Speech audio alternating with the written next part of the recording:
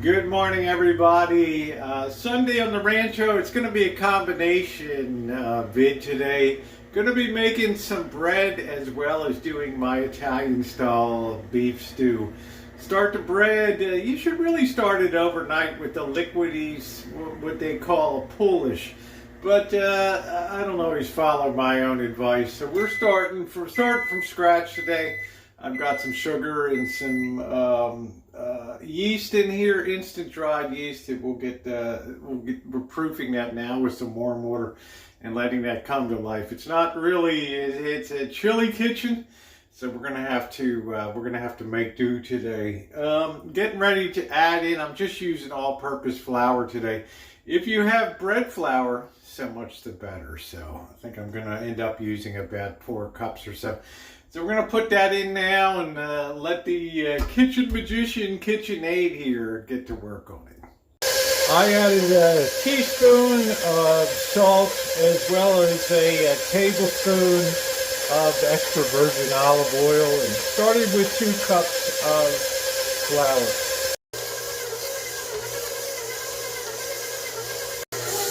That's about 20 minutes later, so I'm going to remove that and I'm going to put that in a bowl, cover it with plastic and let it rise on top of the stove.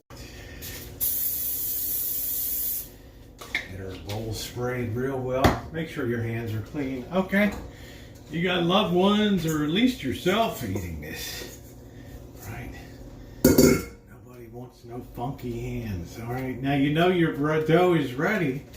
If it's not all sticking to your fingers. We're not going to make a huge loaf here today. So in she goes. I'm going to get some plastic. And we are, if I can get this little slider to work, I'm going to cover this over so it doesn't dry out the heat from the oven. I've got the little fan on, which is preciously heating up the kitchen here. All right, that's basically pretty covered, and we can sit that up on top and allow that to do a slow rise. Actually, the slower the rise, the better. It gets more flavor, it ferments more. Let's talk about that. Let me clean up from the bread. You know, you always have to work as if my friend, the boss, is hanging over your shoulder. Do you really want to do that now, or do you want to stop and clean up the bread first? You have spoken, I have heard. Let me clean up. I'll see you guys in a minute. So what do I need to make a good stew? I've got some boneless stew meat, baby carrots. I've got about 6 small to medium potatoes, 2 red onions. I've got a can of organic. This is a 15 ounces of tomato sauce. I've got some red wine vinegar, which is really going to deepen the flavor. I've got some beef broth here, 1 can added to 1 can of water, and we'll have about 4 cans of water added to all that. Some garlic, the lazy man's garlic here, and then I also have some cayenne pepper because when people eat, I want to make sure that they get a little bang on their tongue. And then lastly, of course, I guess I put it away. Don't forget, we're going to use some salt too, okay? Now the priority is going to be, we're going to put some extra virgin olive oil in a heavy bottom pot. Get our stew meat going. I'm probably going to cut these chunks in half here. We're going to work that with the garlic and then put the onions in. Sweat the onions, and then we're going to put in some baby carrots here too. You can also add green beans. I don't happen to have any green beans at the current time, but that's a good thing to add to put a little color to it also. I don't know. I might add some peas, which is perfectly fine too. I haven't decided, but I got to get chopping, chop. Letting that rise.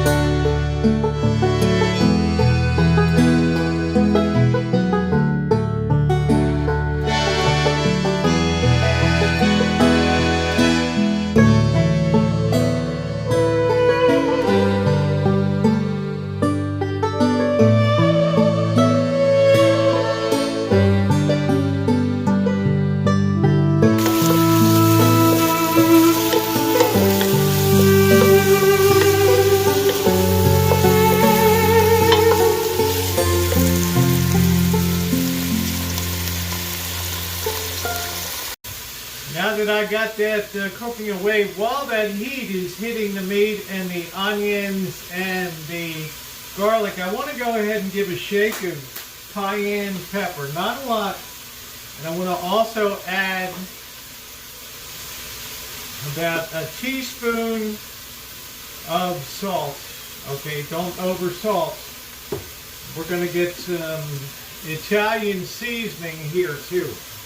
All right, this stuff is really awesome because we're making Italian style, and if you've never had it, you know you're cheating yourself. And I'm going to put a full tablespoon of that in. And in addition, I'm going to see if I can grab the black pepper here, because that does give a different flavor profile than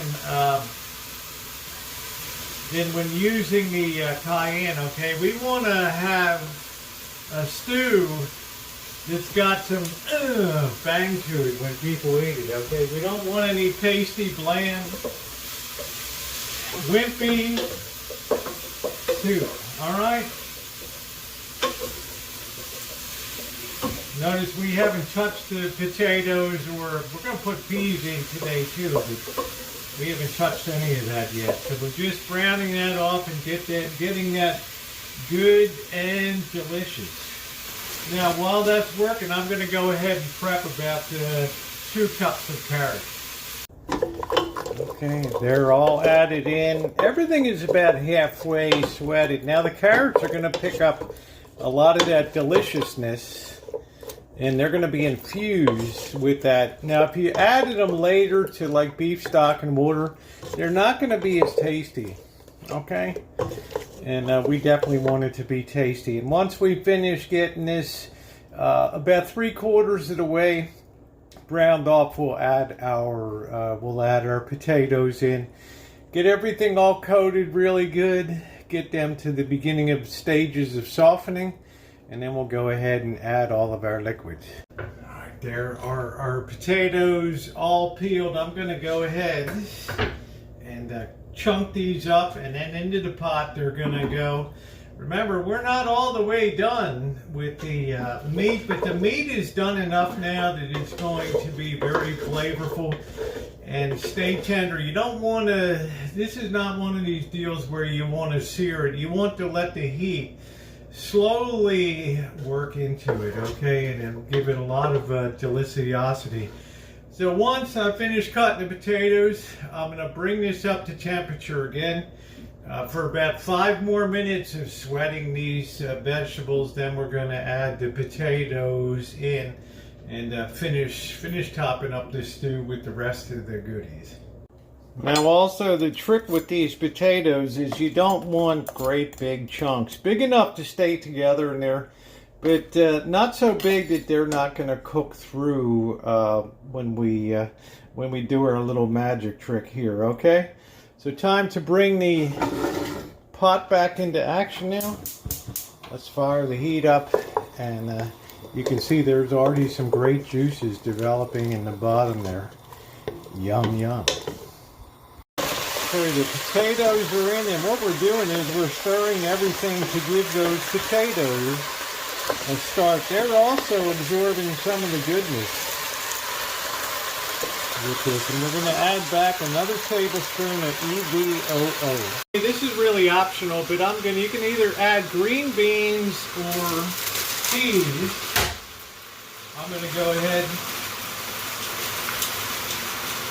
and add about a cup of green peas. You like the way I measure? Hey man, this is hack job cooking at its finest. And we're going to have enough stew to last for a while here. So it's always best when you're cooking something, you can always freeze it, put it away, do all kinds of great stuff with it. So if you're going to do it up.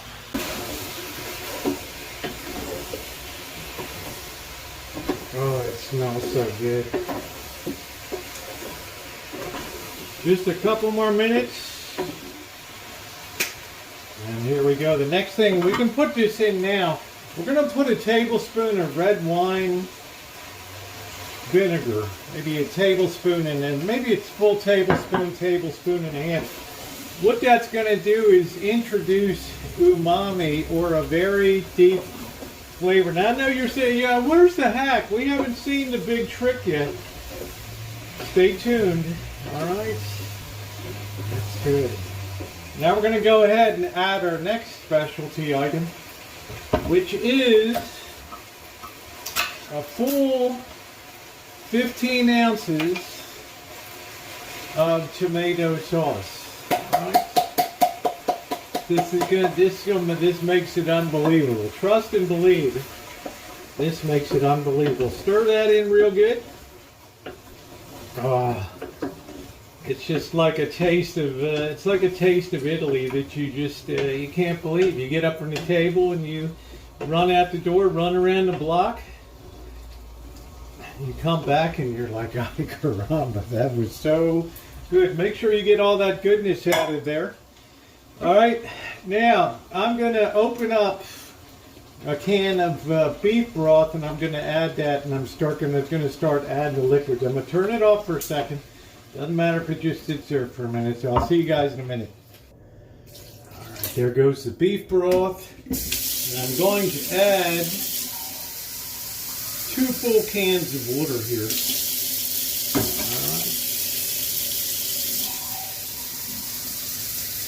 That reduces the broth down, and if you judge that it gets a little bit too thin, you can always open up another can of broth. But this is going to boil down a lot here. Not boil down, but it's really going to be I don't know, it's just going to be great. I went ahead and added a second can of beef broth because I want it to be very robust. Now here's where the hack comes in. I'm going to bring this up to a full boil, and I'm going to let it boil away while I'm stirring for about 2 minutes or so. And guess what I'm going to do? I'm going to turn it off, I'm going to cover it, and I'm going to push it back to the back corner of the stove. That's it. This isn't going to stay overheat all day, and a couple things are going to happen as a result of that. The main thing, nothing's going to be all mushy and gross. And when it comes time, serving time, we can thicken that up if we choose to with a little bit of flour water combination, stirring, adding a little bit and thickening up. But for right now, we're going to let this baby come up to a boil. And the hack is, it's not going to sit on the flame all day. It's going to be off the side because that heat that remains is going to be enough to cook everything through and make it delicious without making it mushy. So they're going to scream when they get a taste of it, I guarantee you. We have achieved a full boil. Now we're going to go for a couple minutes, and a couple things are happening in this 2 or 3, 4 minutes that we get this up. Number one, you have to stir it continuously, okay? Number two, the starch from the potatoes is going to be released, and that's going to sort of act like a thickening agent in this, okay? But I guarantee you one thing, your vegetables aren't going to be all funky in here, and your meat's going to be super tender. Now, because everybody I've ever served my beef stew to has absolutely loved it, I've gone ahead and done what I usually do. I'm added a can here. What is this? I don't know. 6-ounce can of the tomato paste, and that's also going to do a lot to thicken this up too and make it delicable.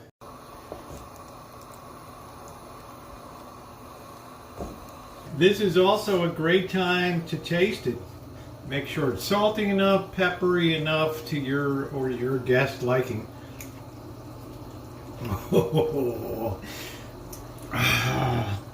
Perfecto! Alright, this has gone about 3 minutes or so. We'll give you one last look as we stir it here. Everything's still held together very, very well. Look at how delicious all that goodness looks, huh? How about that? And you know what? For now, you're done. All you have to do is put a lid on it, push it back to the back of the stove, and leave it alone. until you're about I'd say about a half hour before you're ready to eat. We bring it back to temperature again. And if it needs thickening in that time, that's when we add a little bit of thickening. But, that's going to be awesome. So remember, you've seen it here. No sitting all day over the heat in a crock pot or on the stove. Okay, we're going to let that come down in its own natural way. And, well, it's just going to be incredible. Welcome back. The bread has had the first rise here. I'm going to pop it out on the counter, punch it down, form it into a ball. And I'm going to get my Dutch oven out. Line that was already lined with some parchment. We're going to form it and get it ready to rise for a second time. And then into the oven she's going to go. Throw down a little bit of flour here. Oh, that's feeling nice and soft. So we're going to lay that down. And we're going to fold it into itself. Like that. Into the middle, just like so. And then I'm actually going to kind of roll it up here. And then take the two ends. Kind of pinch it together until it has a really nice ball shape. And I'm getting underneath of it to sort of pull it together here. This is not a big loaf being made today. I don't want to have a lot of extra bread around. But that's what it's going to look like. And I'm going to take the parchment paper out. And parchment paper can be reused a lot. And I'm going to set it on the parchment paper. Okay? And I'm going to give this a spray of, let me get my spray oil out. My non-stick. I'm going to spray that. I'm not going to put it in the Dutch oven because the Dutch oven has to be heated for about a half hour at about 450 degrees before you drop this parchment into it. So I'm going to put it back into its rising bowl. Let that rise a little bit for about 20 minutes or so, loosely covered. And after 20 minutes, I'm going to put the Dutch oven in with the top on in the oven. I'm going to put the temperature up to 450 degrees.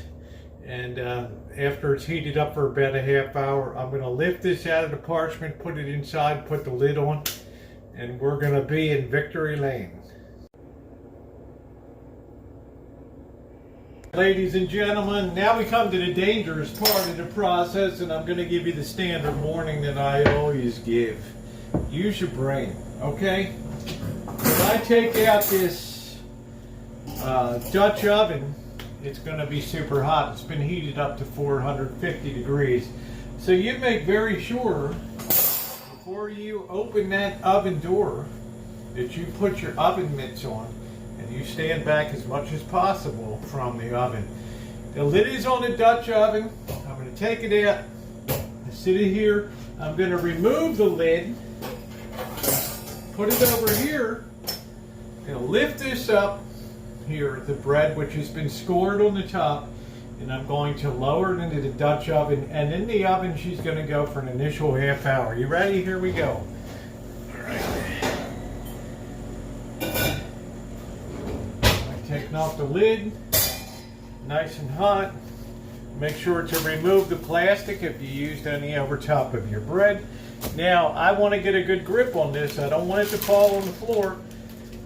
So I'm going to lift it up. Going to drop it into the Dutch oven. Back go my gloves on. All right, she looks like she's well centered. And guess what? Back in the oven we go, and set that for an initial half hour. No pain, don't have to worry about it. No burns, no nothing. Just please be careful. See you in a half hour. All right, our timer's gone off for a half hour, so we're gonna take a peek here and see what we look like. I'm gonna open the oven door carefully. I'm gonna pull the rack backwards. I'm going to lift out the pot.